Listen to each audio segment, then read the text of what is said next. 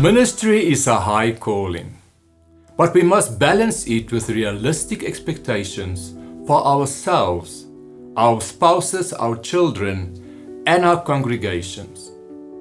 Just as a person plans carefully for a building project, we must also plan our ministry efforts to avoid burnout and disappointment. We must firstly manage our own personal expectations. And you have to do that by evaluating your own calling, capabilities, and without comparing yourself to others. Do not try to be someone else or to fulfill another person's calling, his or her ministry, or even his or her salary.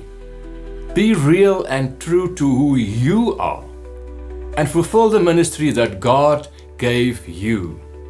What I can say is that we need to be the best that we can be. Be the best you that you can be, and do not try to imitate or be somebody else.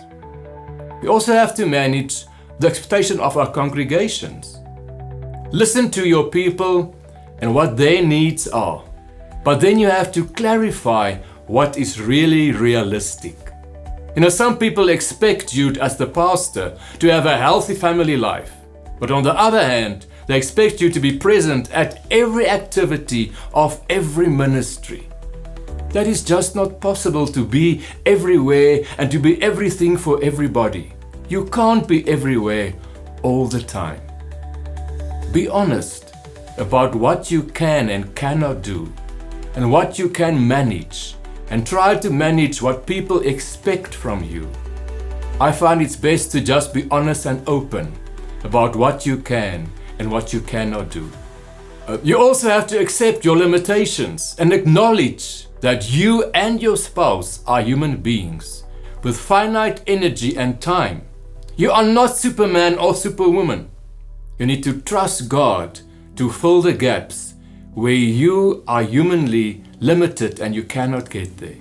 Do not try to control or do everything. Empower other people rather to do ministry, so that you can just do what you can to the best of your ability. You also need to set and communicate realistic goals. You need to focus on the most important task for the season of your ministry now. What is now important? And focus on that. Goals must at least be specific, achievable, and measurable. And share your goals and your schedule with your spouse and your congregation. The more you are open about this, the more people know what you are and what you are trying to do.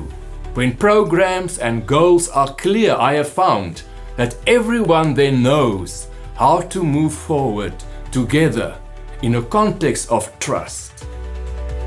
Lastly, I need to just encourage you to be really balanced and to know it's not about perfection, but about faithfulness to your calling and to your family. Balance does not mean that it's always a perfect or static equilibrium.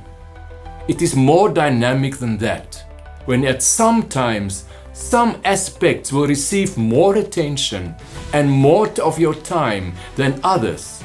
This must also change again at certain times. We are invited by Jesus to rest in Him. Even in the midst of our ministry schedules, we need to rest. Ask God for wisdom to balance your ministry and your personal life. Ask for grace to manage expectations and strength to set realistic goals that honor Him and honor your family as well. May God bless you as you balance expectations, your own and those of other people around you.